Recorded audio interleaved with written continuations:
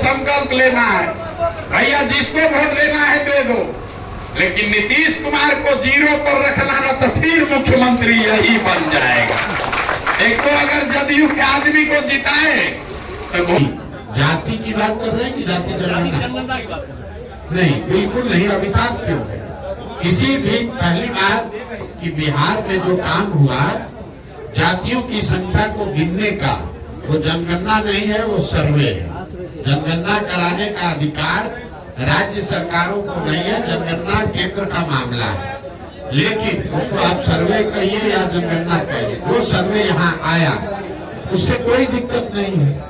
सर्वे में तो वही बात निकल के आई जो सब लोग कह रहे हैं कि समाज का एक बड़ा वर्ग जिसके नाम पर पिछले 30-35 साल में राजनीति की गई, जिनके वोट से लोग सत्ता में बैठे, है आज अभी सरकार में थे लालू नीतीश, साथ में किसी अल्पसंख्यक को गृह मंत्री बना देते, उप मुख्यमंत्री बना देते। तो जब सरकार बनी तो मुसलमानों के वोट से आरजेडी जो अपनी राजनीति करती है, उन्होंने मुसलमानों को एक भी विभाग नहीं दिया। अभी राज्यसभा में अपना भेजे हैं एमपी, राज्यसभा में किसी मुसलमान को नहीं भेजा। मुसलमानों को भाजपा का डर दिखाकर वोट लिया, लेकिन उनको प्रतिनिधित्व नहीं दी, भागीदारी नहीं दी। तो किसने भागीदारी की? भाई प्रशांत किशोर तो है नहीं, कांग्रेस तो वहाँ है नहीं, सत्ता में है आरजेडी, और मुसलमानों ने वोट दिया है आरजेडी को। और उसके बावजूद अगर आरजेडी आपको हक नहीं दे रही है तो आपका हकमारी वही कर रहे हैं। यही हाल नीतीश कुमार ने किया। 15 साल से अति पिछड़ा दलित महादलित का वोट लिया, लेकिन कितने अति पिछड़ों को कोई विभाग दिया? कितने अति पिछड़ों को सामाजिक राजनीतिक जगह दी? अपने विभाग में, अपने मंत्रिमंडल में कितने महादलित को जगह दिया है? आप जरा देख लीजिए, उनके अगल बगल बैठने वाले जो लोग हैं वो किस समाज के लोग हैं? वो कितने अति पिछड़ों को बगल में बैठा है? यहाँ का गृह मंत्रालय, यहाँ का वित्त मंत्रालय, यहाँ का ग्रामीण विकास, जल संसाधन, पथ निर्माण, ग्रामीण कार्य, ये जितने बड़े विभाग हैं, इसमें कोई अति पिछड़ा, कोई मुसलमान नहीं है। और इसी अति पिछड़ा और मुसलमान के नाम पर 30 वर्ष से ये लोग राज कर रहे हैं, दोनों लोग। तो जब ये जो सर्वे हुआ, ये सर्वे करके जैसे विनाश काले विपरीत बुद्धि, ज्यादा चालाक बनिएगा तो यही होगा। ऊपर वाले ने आप ही के हाथ से ये स्वीकार करा दिया, प्रमाण दे दिया कि जिस 30 साल से मुसलमानों के, अति पिछड़ों के, महादलित के, वंचित के नाम पर आपने वोट लिया, उनको आपने कोई हक नहीं दिया। उनकी आर्थिक, सामाजिक, शैक्षणिक स्थिति जैसे 30 साल पहले थी वही आज बनी हुई है। जन स्वराज जो है, क्या जन स्वराज जमीन तैयार कर रही है पद यात्रा के माध्यम से?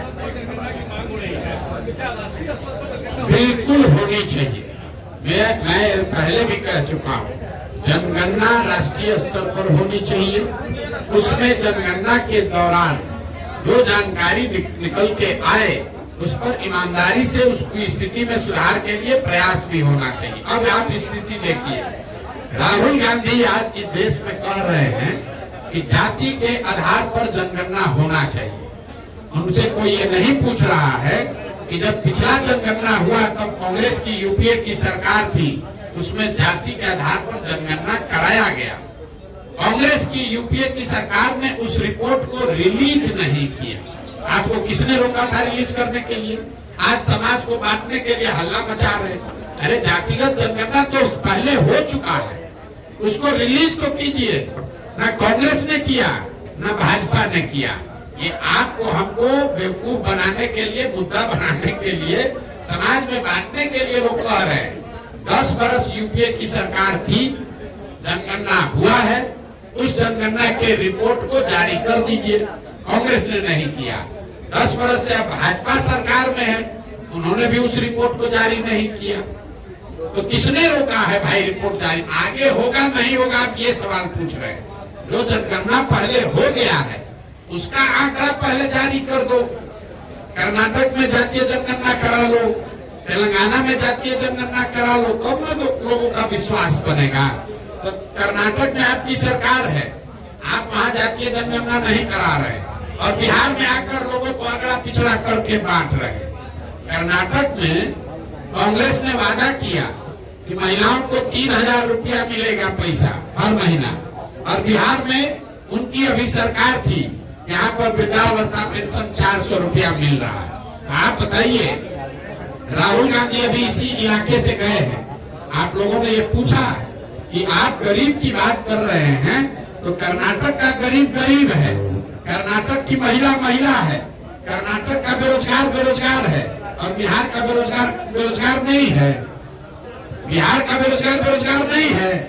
अगर कांग्रेस की सरकार बेरोजगारी भत्ता कर्नाटक में दे रही है, अभी आप तेलंगाना में दे रहे हैं, तो बिहार में आपकी सरकार थी, आपने बिहार में क्यों नहीं दिया?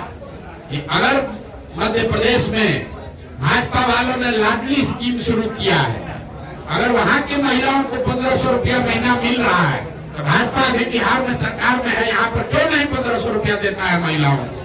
हम लोग तो मध्य प्रदेश से ज्यादा गरीब हैं, क्यों नहीं दे रहे? इसलिए नहीं दे रहे हैं कि नेताओं ने बिहार की जनता को मूर्ख समझ रखा है कि जाति के नाम पर 4 किलो अनाज के नाम पर वोट लेते रहो, बिहार की चिंता करने की कोई जरूरत नहीं। एक मिनट रुक जाइए।